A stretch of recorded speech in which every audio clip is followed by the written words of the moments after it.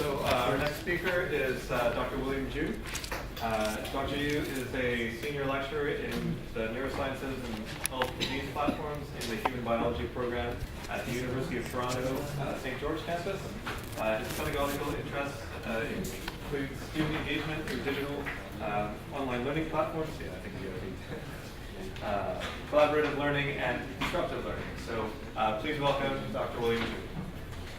Thanks. I'm going to try to keep it as short as I possibly can because there's lunch right after and you should never stand in the way of lunch. I was just curious before I got started, how many of you actually teach online or do components of your teaching online? Okay. So do you like teaching online? Sort of. I'm about the same. I'm sort of into online teaching, and I'll go through some of the rationale for that. So nowadays, unfortunately, we have to make these types of disclaimers, so I don't have any stock in any of the technologies that I'm going to be mentioning to you today, although I'd love to own some stock in Google. I guess it's now called Alphabet. But I'm going to mention that not everyone's going to agree about the utility of some of these different processes. And again, I'm coming from a biology background, running from second-year biology students all the way up to fourth-year biology students, and I'm trying to hit everything in between. Some of my colleagues and I have very heated discussions about the utility of doing things in a collaborative way online, whether or not it should work. Again, with all due respect to the group that just presented ahead of me, students are very skeptical about feedback that they're getting from their peers. Is this actually right? Like, is this right in the sense that my professor would agree with this? And so there are a lot of places where dialogue has to occur. So I'll take you through a couple of things. A few years ago, I actually had this choice of going online or staying in a traditional teaching format. And it wasn't something that I'm naturally accustomed to doing. I have a hard enough time lecturing as is, and then trying to lecture online, deliver lectures and courses online wasn't something that I did very lightly. And I took a lot of time before I actually jumped into the online world. I looked at some of my colleagues and what they were doing. I talked to a number of different individuals, and eventually I decided that I wanted to give it a shot. Online for me, by the way, right now is actually no different than how you give a lecture, and that's really unfortunate. Even if you talk about giving a flipped online course, actually you're still right at the center of an online course. You're the person driving this whole process. And for myself, listening to all the different things that are coming in through pedagogy, it's really just an online way to be the sage on the stage. You're not actually being the guide from the side that everyone says that pedagogy should be. You're still driving, you're still teaching, it's just in a different format. And I'm not really pleased with that. And that's sort of the rationale I have on why I'd like students to actually occupy the central role within the class wherever possible. Again, just to give you some background, this is what we're told. We should be engaging our students in a variety of different ways. These are the characteristics of 21st century learners. They should be thinking creatively, they should be thinking critically, they should be communicating effectively, they should be collaborating. These are all things that we've heard in a number of different contexts. And in an online lecture or in an online course, no matter how you do it, no matter how you package it, none of those things are really being met. You're giving a lecture, you're going to be testing them in various ways. You could be doing all sorts of different assignments, but I would really caution you that maybe you're still not hitting all these different things, whether it's in a second-year course all the way through to a fourth-year course. So in about 2013, 2014, I decided that I would like to try engaging students in an online environment. More and more of my assignments had already started to go online. My digital footprint, in other words, was increasing for me. For my course, there was more and more aspects of my course that were available online. And again, that was really focused on me. It was really where I was the center point of the course. MOOCs were gaining in traction by about 2013, and one of the things that I had read was the National Survey of Student Engagement in 2013 that said that students really liked being in courses that they felt engaged in. They had to be invested in the material, and they also felt that they needed personal engagement. And guess what? If you're giving an online course or you're delivering things online, sitting behind a camera or behind a screen makes it less engaging, and there's less personal engagement. Sure, you can have like great jokes online, you could have great things that you're delivering online, but that was one of the things that really bothered me about going online as a lecturer. I think going back to your earlier question, do we want that personal interaction? I would say that if you're in teaching, you want that personal interaction. You want the immediacy of feedback, you want that personal interaction, and you want students to be invested. So I really started to reevaluate my role. Do I really want to be an online sage on the stage, no matter how many tutorials I leave to other individuals? And do I really want to be fully online? And again, I also started to think about how to get students to leave an online footprint as well, not just myself, but the students in my courses. Again, a little bit about the types of things that I'll be talking to you about.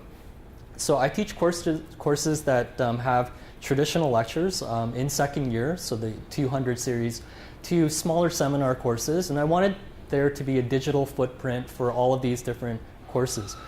For myself, not just because this is a characteristic feature of 21st century learners, but I like collaborative learning. Students hate collaborative learning, by the way. They absolutely hate it because working in a group is like the worst thing ever for students. But collaborative learning for me is really important, and I want them to get exposure to that as soon as possible. One of the ways that I reevaluated what technology was useful for was in a slightly different way that I'm showing you here. Like I'm not computer literate. For me, going into a classroom, hooking up, delivering things online, streaming lectures, all of that actually I'm not comfortable with. I have a group of students that set everything up for me, and then they say go, and then I start going. But I think that technology actually is useful, not in the delivery, but in the way in which technology allows a number of individuals to see everything simultaneously, similar to the portfolios that you saw with Amin and Tejas's group a little bit earlier on. So again, one of the things that I really want to emphasize, I think teaching is still really important, no matter what format you're in, whether it's online or in person. And I want learning to occur, and that's also really important. And the passive way in which online lectures, no matter how you package it, whether you say that you're doing active learning or not, more and more often, learning doesn't occur in the ways that we've traditionally been looking at. So again, going back to student engagement, it's also really important. And can I develop key skills in a context of biology students who are about to leave, whether they go off into professional school like medicine or physiotherapy, dentistry, etc., or they go into graduate school? Can I give them communication skills that they can take with them? And again, should I even bother doing all of these things, or should I just go with the flow? And I had this wonderful vision of using this online environment and creating this really slick looking course, well packaged. I got a ton of money, so I decided that I'd start working with students to develop this really nice looking course. And it sounded great on paper. And we had all of these digital assignments that were embedded, we had all these great lectures, and we had all these great plans. But unfortunately, it looked more like Homer Simpson's cart, because we started adding all these different pieces, and we tried to please everyone. And in fact, it didn't look anything like the course that I wanted. And I found out ultimately it's really about content. It's really about finding ways to engage students and to simplify things even in an online environment. And this goes back, and I had to go back to what I originally started off with when I started teaching, getting into these transparent, authentic learning experiences for these second to fourth year students. So I wanted to use, just like the group that had presented, formative assignments. I want to be able to give them feedback. I want to prepare them for things that are coming up later in the course. And an online environment really allows you to be able to do that, not for delivering lectures, but to give them feedback in a timely manner. So every assignment, by the way, attempts to be transparent on a number of levels. Just like Tejas and Amin had presented earlier, if you see what everyone else in the class is doing, it makes it really hard for students to argue, well, you know, I think I should be rated as an A student because look at my work. But now you get to see what everyone else in class is doing, whether it is a practice test question or whether it is an assignment. Everyone gets to see what everyone else is doing at the same time. And this is where I think the beauty of being online really helps. You can't really go around and pin up 300 assignments on a big bulletin board somewhere, but you can give access to online assignments for everyone else to be able to see, and that's really the beauty of being online. And again, students are online, and there's no doubt that the online environment is really powerful for them. They're on Google all the time, they're on Wikipedia all the time, they're on YouTube. When your lectures aren't really being effective, they're on YouTube finding a better lecture, right? And so all of these online sites are really important. So I started to re-examine my philosophy. I didn't want this really kludgy looking course where I had like a million online tutorials with a million online assignments, all worth like 2.5% that students hated, because they're all worth 2.5%. Just give me one midterm. Give me one final exam. Forget all these 2.5 due every week type of assignments. Students just hated having these weekly assignments. So I wanted to really simplify things. I wanted a capstone assignment in most of my courses, whether it was second year or fourth year. I really wanted to involve some collaboration, whether it was simple feedback collaboration or whether it was actual collaboration on group assignments. And I'll give you some ideas of the types of assignments that I ended up doing. The other thing that was really important for me as well, and it is an emerging theme, whether or not you'll all agree with me, more and more of my students are actually using assignments, whether it's a review paper or whether it's an assignment that they've created in class, whether it's a program they've created in class. They are now also using digital portfolios. It is not only the architecture students that are using portfolios. Biology students are using portfolios. Social science students are creating portfolios, and for you to be able to create assignments that they can stick into digital portfolios and creating that content is really important for these students. This is a simple assignment, so this is all online. Everyone gets to see what you're doing at the same time. You can see everyone else's assignment in the course. Whether or not you decide to share your grade, that's up to you. I do the assignments with my students, by the way, so they have an idea of overall what I was kind of looking for. I release it at the same time as the students do. And this is an example of a Glogster assignment. And again, students will provide feedback, and it's a collaborative sort of assignment that way, in the sense that before you give the final Glogster, which is a visual poster, you're given feedback by a number of different individuals, including myself. Another one that we like to do, mainly for the digital content, for the digital portfolios, is online journals. And so we create an online journal that students can write reviews, traditional types of reviews with hyperlinks, which adds sort of that unique factor. So it's more like writing an online article, similar to what you would see in different journals. And so we package all of these together. We create a digital magazine through issue.com, again, all free, so you don't have to pay for anything. And then students will be able to see what everyone else in the class wrote in that particular class. And again, you can adapt this for second, third, or fourth year. And I found that to be somewhat a good experience for students, because when I started to do this in the old format, students would always complain about their grades. Like, why did I get an A- in this particular assignment? And when they start to see what other students did with exactly the same sort of rubric and the expectations on the assignment, it becomes harder for them to argue that, you know, I don't think that I deserve the types of grades that I received. So another type of assignment that I like doing a lot in class, and is somewhat similar to what Amin and Tejas had explained earlier on. I like doing collaborations. This is all done through Blackboard. There is no third-party software. It's just through the discussion board. And one of the things that we do is before the midterm and before the final exam, because even in a second year course we want students to have short answers, is to put practice questions for the students that are similar, not identical to, but similar to the types of questions that they'll see on their midterm or their final exam. I will randomly assign students to different types of questions. They will then send their responses to those questions back to me. I will then anonymize their responses and post all of their responses on the discussion board. Another part of the assignment is that you will give feedback to someone that you've been assigned to. So if I was answering question number 3, my answer number 3 would be posted anonymously, but I would also be assigned to provide feedback for the response number 4.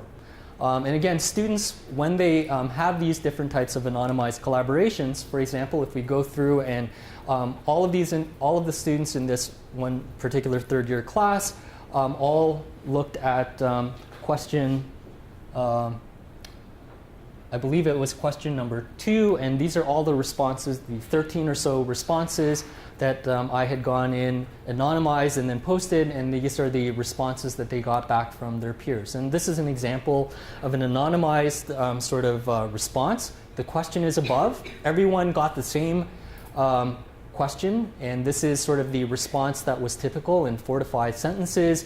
What would you say about this? You get to practice your midterm question.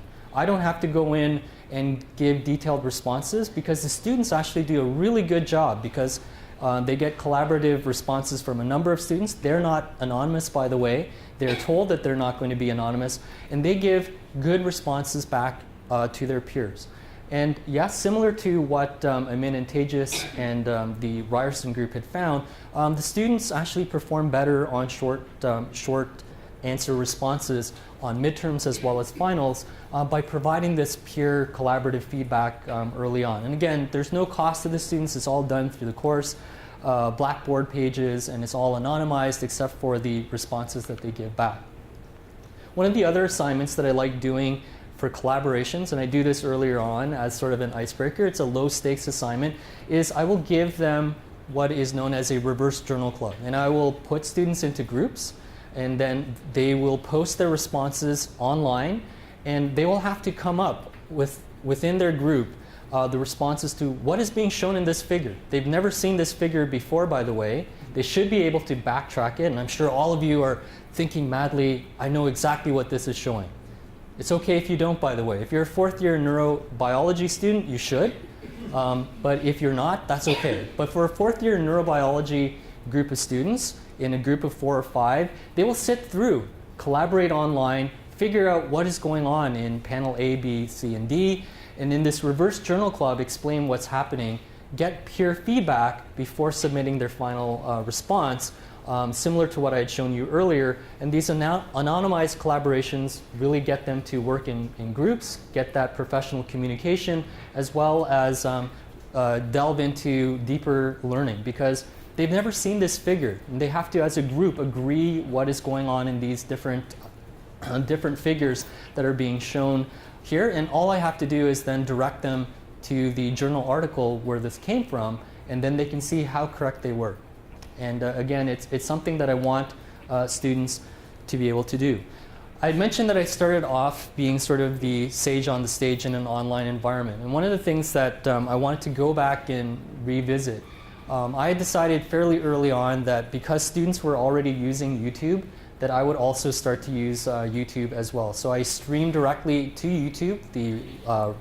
The lectures get recorded, and then students can decide to use these however you want. And again, I had found that, oh, I saw a better lecture than yours on YouTube, and here's the link. You might want to use it the next time you give that lecture, which is, again, fairly liberating if you have a good ego, but it can also be extremely punishing in the sense that I actually don't want to see what anyone else is doing. So again, they use YouTube in a number of different ways. I'm not technically very proficient. I like the old audio lecture recordings and then having to talk to students after class. But these YouTube videos are now more and more important for students because they're using it sort of as an extra study aid. And because I'm really interested in student engagement, I decided that I would start off using YouTube, whether it was a just-in-time teaching moment where I would take a small YouTube video to summarize a weekly lecture or to actually deliver the entire lecture. I decided to try YouTube. It was a not pleasant experience for me at the very beginning. I didn't want it all over the place, by the way, so I decided initially to hide it behind a firewall. So the URL is only available through Blackboard. We hide the lecture sort of invisibly for only students that have the link. And that's the approach that we took initially. I still wanted to deliver an in-person class, I still wanted to engage my students as much as possible, even in a lecture recording. I had a number of different criteria to be able to give a lecture online. It had to be both streamable as well as recordable. I didn't want any post-production. I didn't want to spend 2 hours lecturing and then have to spend 6 hours going back and editing the entire video. I wanted no post-production at all. So I teach 4 courses per semester. I don't really have the time to be able to do all of this post-production. It couldn't work well for me that way. Since I'm teaching in a number of different locations across UT St. George, I didn't want to be carrying a bulky system with me, so it had to be portable, and it couldn't be something that I felt was gimmicky. So YouTube actually helped a lot because they opened up live streaming, which simplified the process. I just needed a laptop, a headset, and then an internet connection. I was ready to go, and I would be able to stream directly, record directly. It would go directly on YouTube, and I decided not to, again, go through any of the technical rigmarole that my colleagues were doing using a number of other formats.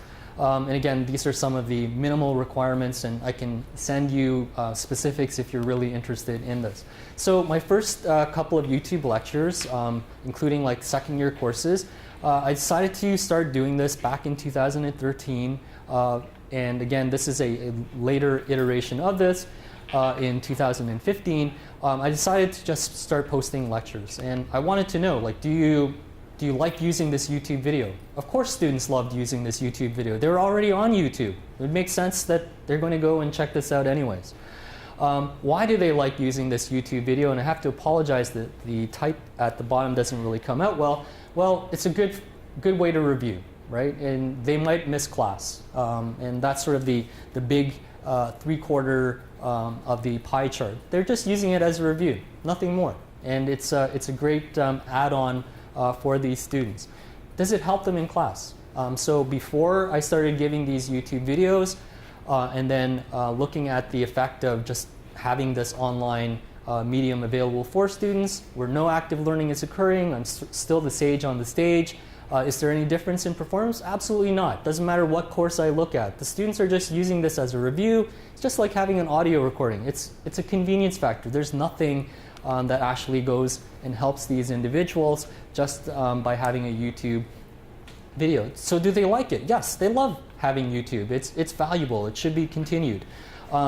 The only positive for me that I really liked about having this is that they felt I cared. They felt that I was doing this, it was an extra step, and that I cared enough about them to make these videos, even though it was very little work for me. So that aspect was actually a really big, unexpected positive for me. It was still a dull experience for students. It's still just like listening to a lecture, a lot like listening to me right now. It's kind of a dull experience, and you're thinking about lunch and doing other types of things.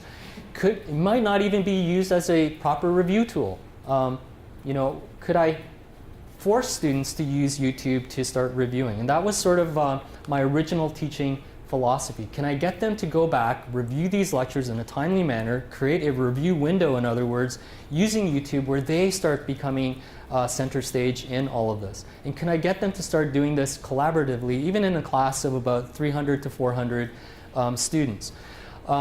So one of the things that I decided to do in the next iteration was to have them start going in and annotating the notes. So I wanted them to annotate each lecture.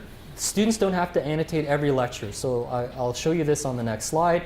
I want them to annotate every lecture that I deliver for them. And one of the things that they have to do, there are 3 facets. They have to decide what is the most critical thing in this lecture that students who are looking at this should take away from this lecture. So they have to think about what the most critical element is, and they also will have to indicate where in this lecture these critical events occur. So they're assigned into groups of 4 to 5 students, and they have to engage in some of the editing, minimal editing, so nothing too crazy, just cutting off the ends where you can hear me talking to my team. Should I be putting on the headphones? And should I be talking now? And is it recording? So that type of thing they'll edit out, as well as annotating the video. It's a low stakes assignment for them. It's only worth 5% of their final grade. It has to be completed by the weekend after the lecture gets posted. It's done only once by this group, so everyone in class takes turns doing this. There is a tutorial that is given online, a lot like the mobile learning environment that was discussed earlier, to demonstrate how these edits can be done fairly easily. And then I had to provide weekly admin privileges to the YouTube page. I'm still looking at the outcomes, but most of the students actually do this in a timely manner. It's only worth 5%, but they think that it's important enough for them to do this for the 5%. Students still don't like working in groups. They said, I'd rather do this by myself. They don't like having like assigned tasks in a group, and they dislike collaborative work. The level of comments through the annotation on different portions of a 1-hour video, for example, tend to be low-level comments. I'd like it to be a little bit deeper, and I'll talk about that if I have time at the end. There's a lot of good professionalism, though. So if you're worried that what if someone says something really bad about your lecture, or someone says something really bad about the annotation, I've seen none of that.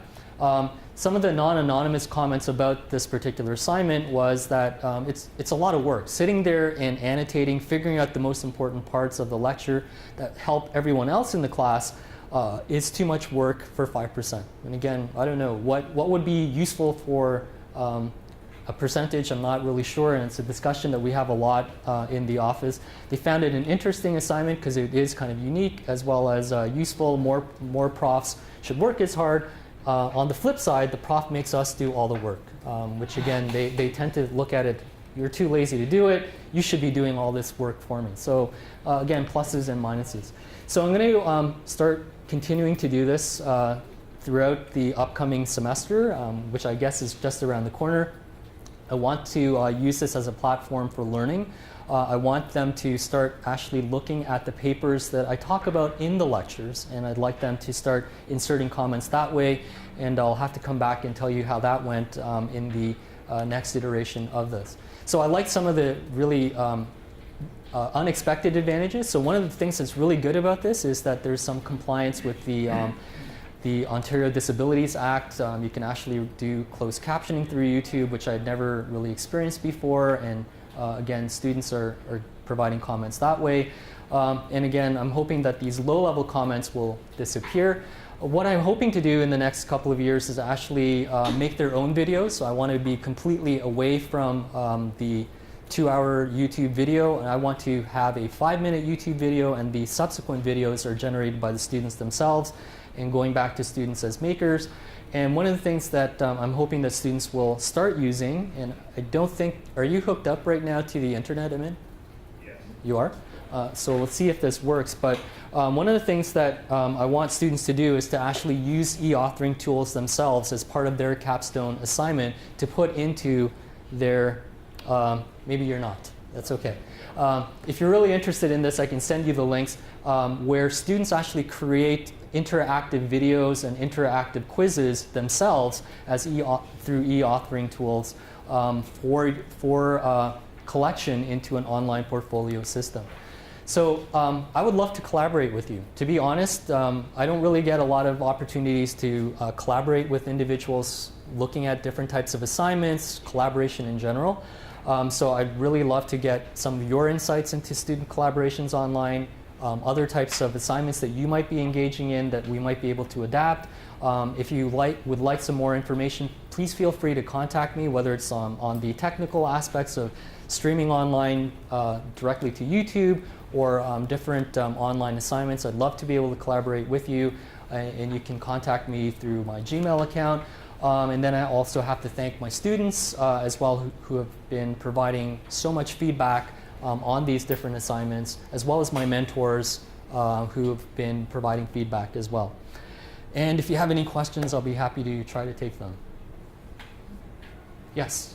Just curious about the size of the second year class. I mean, are these large classes or they're more? So my second year class is, the last semester that we had was 310 students, so it's fairly sizable. For the assignments where you're providing feedback in a class for midterms as well as final exams, I had a TA to help with one of my second year courses, which is again about 300. For my Third year classes, which average about 120 students or so, I did that all myself. It doesn't really take as much time as you would think. Once they start sending you their responses, copying and pasting really doesn't take that much time. Plus I have a daughter and she has nothing else to do. Yes, I'm in.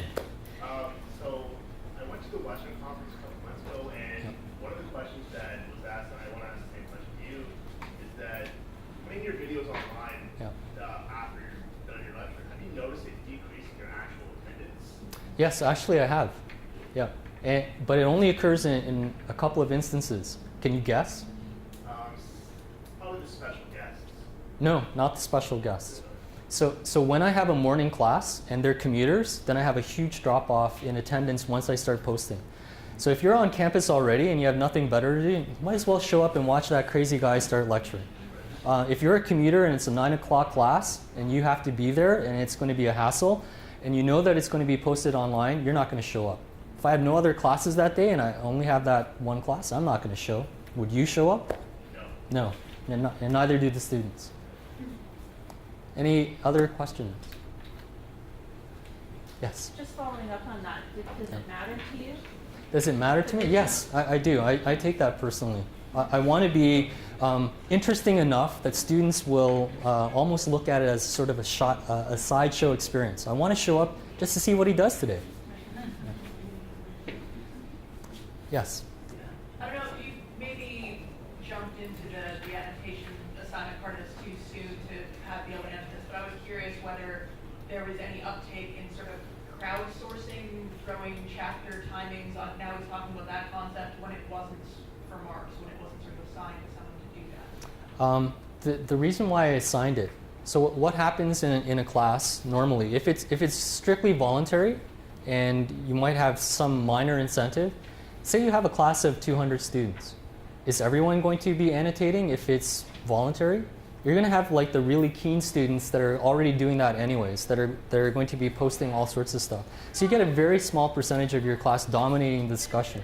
And so you could have people who are passively listening. There's nothing wrong with that. It's a form of learning.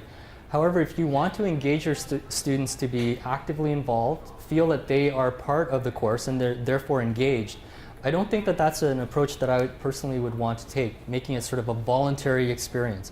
Post and put annotations if you want. It'll help everyone else in class. So this is the rationale for why I assigned this. The uptake, if I don't do that, because we've had assignments where I've asked students to annotate notes, it's always like 2 or 3 students out of every class that decide that they want to do it. And yes, I've heard arguments that students are already annotating notes, posting on Facebook and everything else already. But I bet you if you went on Facebook, it's always the same 2 or 3 students anyways, right? If they let you into their Facebook group. Yes? I apologize if I missed it, but if you mentioned that. But have you ever used Peer Scholar? Yes, I have. Actually, part of the assignment, not included here, I didn't want to step on Steve Jordan's assignments. But yes, I have used Peer Scholar. It works really well. We use it for different forms of communication and collaboration in class. But for this iteration, we decided just to use Blackboard, where everyone can see everything at the same time. Students have a lot of interesting comments. They don't like Blackboard, for example, because you have to keep clicking on buttons. They'd rather see everything sort of displayed all at once. And I still think that Peer Scholar has some interesting aspects, but you can't see everyone else's responses at the same time. Yeah. I think that might be it for lunch. Okay, all right. All right. Well, please join me in thanking Dr. Yu.